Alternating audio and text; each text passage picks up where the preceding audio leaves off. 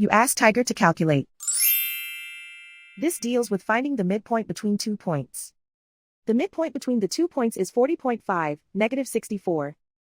Let's solve it step by step. Plot the 2 points and calculate the midpoint using the formula. The coordinates of point 1 are, x1 equals negative 16, y1 equals negative 62.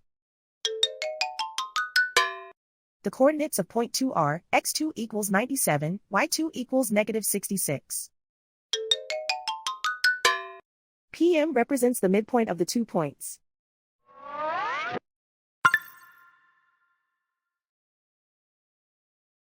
Use the x values in the midpoint formula to find the midpoints x.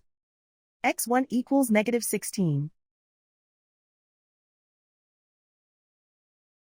x2 equals 97.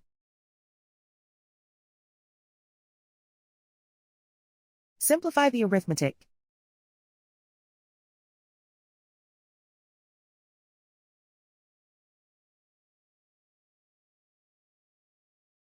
Use the y values in the midpoint formula to find the midpoints y. y1 equals negative 62. y2 equals negative 66. Simplify the arithmetic.